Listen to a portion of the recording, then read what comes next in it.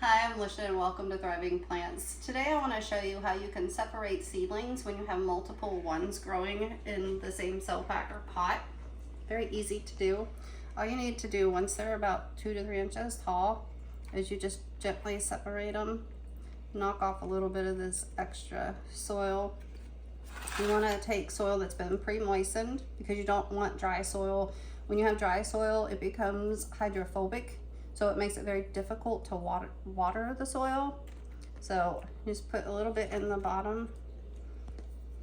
I already put a little bit in here because I had already done these. So this just sits down inside of here gently. You don't want to squish it in there, compact your roots. Take a little bit of potting soil, put it around the outside. You need to use potting soil at this point because these plants need to start getting nutrients. They were started in seed starting mix and there's no fertilizer in that. So I just put this around, gently put it in there, down around the sides. If I come in with any of these larger pieces, I just take those out.